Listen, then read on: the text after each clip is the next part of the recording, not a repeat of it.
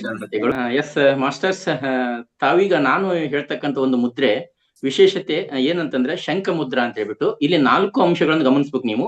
ಈ ಮುದ್ರೆಯನ್ನು ಮಾಡ್ತಕ್ಕಂಥ ರೀತಿ ಹೇಗೆ, ಯಾವ ರೀತಿ ನಾವು ಮಾಡಬೇಕು, 2 ಹಸ್ತಗಳನ್ನು ಬಳಸಿ, ಮತ್ತು ಈ ಮುದ್ರೆಯ ವಿಶೇಷತೆ ಏನು, 2ನೇ ಪಾಯಿಂಟ್. 3ನೇ ಪಾಯಿಂಟ್, ಈ ಮುದ್ರೆಯನ್ನು ಎಷ್ಟು ಸಮಯ ಮಾಡ್ಬೇಕು ನಾವು ಪ್ರತಿ ದಿವಸ ಅಂತ ಹೇಳ್ಬಿಟ್ಟು.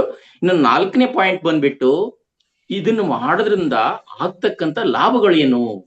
ಈ ತರ 4 ಅಂಶಗಳನ್ನ ಗಮನಿಸಿ ಸ್ನೇಹಿತರೆ. ಮೊದಲನೇದಾಗಿ ಯಾವ ರೀತಿ ಮಾಡ್ಬೇಕು ಅಂತಕ್ಕಂಥದ್ದು ತೋರಿಸ್ತೀನಿ. 2 ಹಸ್ತಗಳನ್ನ ಬಳಸಿ ಮಾಡ್ಬೇಕಾಗುತ್ತೆ ನೋಡಿ. ನಾನೀಗ ತೋರಿಸ್ತೇನೆ. ನನ್ನದು ಇದು ಎಡ ಹಸ್ತ, ಇದು ಬಲ ಹಸ್ತ. ನಂದು ಎಡ ಹಸ್ತದ ಹೆಬ್ಬೆರಳನ್ನ ಬಲ ಕೈಯ 4 ಬೆರಳುಗಳಿಂದ ಹಿಡ್ಕೊಂಡು, ಹೌದ್ರಾ, ಹಿಡ್ಕೊಂಡಾಗ ಈ ತರ ಬರುತ್ತೆ. ಮೇಲೆ ಉಳಿದಂತ 4 ಬೆರಳನ್ನು ಆ ಮಡಚಿದ ಬೆರಳುಗಳ ಮೇಲೆ ಹಿಡ್ಕೊಳ್ಳೋದಷ್ಟೇ, ಜಸ್ಟ್ ಅರಿಮ್ ಹಿಡಿಯೋದು. ಎಡ ಕೈಯ ತೋರು ಬೆರಳಿಗೆ ಬಲ ಕೈಯ ಹೆಬ್ಬೆರಳು ಇರುತ್ತಲ್ಲ ಅದನ್ನ ಟಚ್ ಮಾಡೋದಷ್ಟೇ. ಕ್ಲೀನ್ ಆಗಿ ಕಾಣ್ತಾ ಇದ್ರ ನಾನು ತೋರ್ಸೋದು ರೀತಿ ಈ ತರ ಕಾಣ್ತಾ ಇರುತ್ತೆ ನೋಡಿ. ಇನ್ನೊಂದ್ಸರಿ, ಎಡ ಕೈಯ ಹೆಬ್ಬೆರಳು ಬಲಗೈಯ 4 ಬೆರಳುಗಳಿಂದ ಹಿಡ್ಕೊಂಡಿದ್ದೇನೆ ಹಗುರಾಗಿ. ನಂತರ ಈ ಉಳಿದ ಬೆರಳುಗಳನ್ನ ಮಡಚಿದ ಬೆರಳುಗಳ ಮೇಲೆ ಟಚ್ ಮಾಡಿದ್ದೇನೆ. ಆ ಟಚ್ ಮಾಡಿದ ತೋರು ಬೆರಳಿಗೆ ಬಲಗೈ ಹೆಬ್ಬೆರಳನ್ನು ಒಯ್ದು ಕೂಡಿಸಿದ್ದೀನಿ. ಎಸ್, ಈ ತರ ನೋಡ್ಲಿಕ್ಕೆ ಶಂಕುವಿನ ತರ ಕಾಣ್ತಾ ಇದೆ. ಇದನ್ನ 2 ಕೈಗಳನ್ನು ಬಳಸಿನೂ ಕೂಡ ಮಾಡಬಹುದು ಅಂತ ಹೇಳಿದ್ದಾರೆ. ಇದು ಮಾಡ್ತಕ್ಕಂತ ರೀತಿ ಆಯ್ತು. ಈ ಮುದ್ರೆಯನ್ನ ಇನ್ನ ವಿಶೇಷತೆ ಏನಂಗಾರೆ ಈ ಮುದ್ರೆ ಮಾಡುದು ಅಂತಂದ ನೋಡಿದಾಗ, ಶಂಖ ಮುದ್ರೆಯಲ್ಲಿ ಹೆಬ್ಬೆರಳುಗಳು ಅಂಗೈನ ಮಧ್ಯಭಾಗವನ್ನು ಮತ್ತು ಹೆಬ್ಬೆರಳಿನ ಮೇಲೆ ಮಡಚಿದ 3 ಬೆರಳುಗಳು ಕೈಗಳ ಶುಕ್ರ ಗ್ರಂಥಿಯನ್ನು, ಹೆಬ್ಬೆರಳಿನ ಮೂಲವನ್ನು ಅಮುಕುತ್ತಿರುತ್ತವೆ. ಹಾಗಾಗಿ ಈ ಭಾಗಗಳು ನಮ್ಮ ಪಿಟ್ಯೂಟರಿ ಮತ್ತು ಫಿನಿಯಲ್ ಹಾಗೂ ಥೈರಾಯ್ಡ್ ಗ್ರಂಥಿಗಳ ನರಬಿಂದುಗಳನ್ನು ಪ್ರತಿಪಾದಿಸುತ್ತವೆ. ಅಲ್ಲದೆ ದೇಹದ ಮಧ್ಯಭಾಗವಾದ ಲಿವರ್, ಅದರ ಗ್ರಂಥಿ ಹಾಗೂ ಹೊಕ್ಕಳಿಗೆ ಸಂಬಂಧಿಸಿದ ಭಾಗವನ್ನು ಪ್ರತಿಬಿಂಬಿಸುತ್ತದೆ. ಹಾಗಾಗಿ ಈ ಭಾಗಕ್ಕೆ ಸಂಬಂಧಿಸಿದ ನಮ್ಮ ದೈಹಿಕ ತೊಂದರೆಗಳನ್ನು ನಿವಾರಣೆ ಮಾಡಿಕೊಳ್ಳಬಹುದು ಅಂತಕ್ಕಂಥದ್ದು ಈ ಒಂದು ಮುದ್ರೆಯ ವಿಶೇಷತೆ. ಜೊತೆಗೆ ನಮ್ಮ ಅಂಗೈನಲ್ಲಿ ಹೃದಯದ ಒತ್ತಡ, ಯಕೃತ್ತು, ಮೂತ್ರಪಿಂಡಗಳು, ಥೈರಾಯ್ಡ್ಸ್ ಮತ್ತು ಪ್ಯಾರಾಥೈರಾಯ್ಡ್ಸ್ ಗ್ರಂಥಿಗಳಿಗೆ ಸಂಬಂಧಿಸಿದ ನರಬಿಂದುಗಳು ಇದ್ದು ಇವೆಲ್ಲವುದರ ಮೇಲೆ ಒತ್ತಡ ಬಿದ್ದು ಶರೀರದ ಆರೋಗ್ಯ ಚೆನ್ನಾಗಿರುತ್ತದೆ. ವಾವ್, ಎಷ್ಟೊಂದು ವಿಶೇಷತೆ ನೋಡಿ ಸ್ನೇಹಿತರೆ.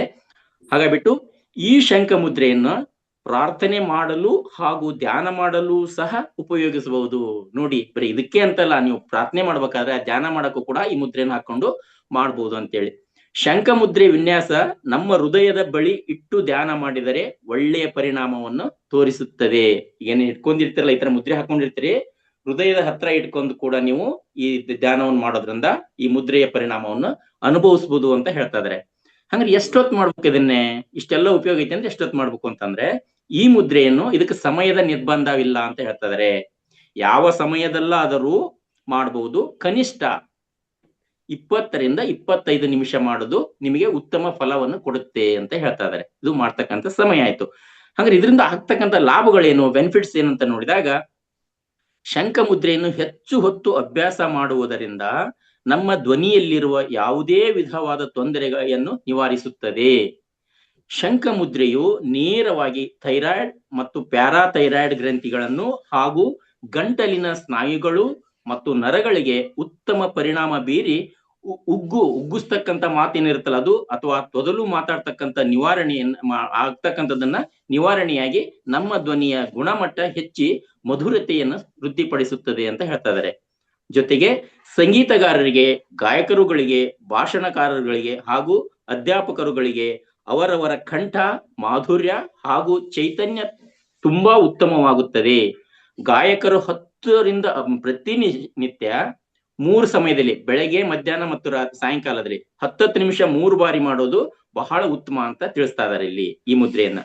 ಇನ್ನು ಶಂಖ ಮುದ್ರೆಯು ವಿಶೇಷವಾಗಿ ನಮ್ಮ ನಾಭಿ ಚಕ್ರ, ಈಗ ನಾವು ಫಸ್ಟ್ ಮಧುರಾ ಮೇಡಮ್ ಹೇಳಿದ್ರಲ್ಲ ಆ ತರ, ನಾಭಿ ಚಕ್ರ ಅಂದ್ರೆ ಸೂರ್ಯ ಚಕ್ರವನ್ನು ಪ್ರಭಾವಿಗೊಳಿಸಿ ನಮ್ಮ ದೇಹದಲ್ಲಿರುವ 72,000 ನಾಡಿಗಳನ್ನು, ಸ್ನಾಯುಗಳನ್ನು ಬಲಪಡಿಸುತ್ತದೆ. ವಾವ್, ಎಷ್ಟು ನೋಡಿ ಎಷ್ಟೊಂದು ವಿಶೇಷತೆ ಇದೆ. ಹಾಗೆ ಶಂಖ ಮುದ್ರೆಯು ನಮ್ಮ ದೇಹದ ಆಹಾರ ಜೀರ್ಣ ಮಾಡುವ ಅಂಗಗಳ ವ್ಯವಸ್ಥೆಯನ್ನು ಉತ್ತಮಗೊಳಿಸುತ್ತದೆ. ನಮ್ಮ ಜೀರ್ಣಶಕ್ತಿ ಉತ್ತಮವಾದಾಗ ಒಳ್ಳೆಯ ಹಸಿವು ಉಂಟಾಗಿ ಆಹಾರ ಸೇವನೆ ಉತ್ತಮವಾಗುತ್ತದೆ. ಹೊಟ್ಟೆಯ ಹಾಗೂ ಕರುಳಿನ ಹಲವಾರು ಕಾಯಿಲೆಗಳನ್ನು ಶಂಖ ಮುದ್ರೆಯಿಂದ ಗುಣಪಡಿಸಬಹುದು. ಹಲವಾರು ಕಾರಣಗಳಿಂದ ಬರುವ ಬಾಯಿ ಹುಣ್ಣು ನಿವಾರಿಸುತ್ತದೆ ಈ ಮುದ್ರೆ ಮಾಡೋದ್ರಿಂದ. ಜೊತೆಗೆ ಮೂತ್ರಪಿಂಡಗಳು ಶಂಖ ಮುದ್ರೆಯಿಂದ ಉದ್ದೀಪನಗೊಂಡು ಸಮರ್ಥವಾಗಿ ಕೆಲಸ ಮಾಡುತ್ತವೆ. ಶಂಖ ಮುದ್ರೆಯಿಂದ ಗಂಟಲಿನಲ್ಲಿ ಆಗ್ತಕ್ಕಂತ ಟಾನ್ಸಿಲ್ಸ್ ಅಂತ ಹೇಳ್ತಾರೆ, ಅಂದ್ರೆ ಒಂದು ಅಲರ್ಜಿ ಅಂತ ಹೇಳ್ತಾರೆ ನೋಡಿ, ಕಡ್ತಾ ಬರ್ತಕ್ಕಂಥದ್ದು, ಇದನ್ನು ಕೂಡ ನಿವಾರಣೆ ಮಾಡ್ತಕ್ಕಂಥ ಶಕ್ತಿ ಈ ಒಂದು ಶಂಖ ಮುದ್ರೆಗೆ ಇದೆ ಅಂತ ಹೇಳಿ ತಿಳಿಸಲಾಗುತ್ತೆ. ಸ್ನೇಹಿತರೆ, ಅತ್ಯಂತ ಉತ್ತಮವಾಗಿರ್ತಕ್ಕಂಥದ್ದು. ಪ್ರತಿಯೊಬ್ರು ಕೂಡ ಇದನ್ನ ಪ್ರತಿನಿತ್ಯ 10 ನಿಮಿಷ ಮಾಡಿದ್ರೆ ಯಾವುದೇ ತೊಂದರೆ ಇಲ್ಲ. ಯಾಕಂದ್ರೆ ನಮ್ಮ ದೇಹದಲ್ಲಿ ಇಷ್ಟೊಂದು ಅಂಗಾಂಗಗಳದು ಅಂತಂದ್ರೆ ಒಂದಿಲ್ಲ ಒಂದು ಸಮಸ್ಯೆಯಿಂದ ಬಳಲ್ತಾ ಇದೆ. ಇದನ್ನ ನಾವು ಮಾಡೋದ್ರಿಂದ ಆ ಬೆನಿಫಿಟ್ ತಗೋಬಹುದು ಅಂತಕ್ಕಂಥದ್ದು ಈ ಒಂದು ಶಂಖ ಮುದ್ರೆಯ ಸಂದೇಶವಾಗಿತ್ತು. ಮಾತಾಡ್ಲಿಕ್ಕೆ ಅವಕಾಶ ಕೊಟ್ಟಿದ್ದಕ್ಕಾಗಿ ಕೇಳಿದಂತ ತಮ್ಮೆಲ್ಲರೂ ಕೂಡ ವಂದಿಸುತ್ತಾ ನನ್ನ ಮಾತಿಗೆ ವಿರಾಮ ಕೊಡ್ತಾ ಇದ್ದೇನೆ.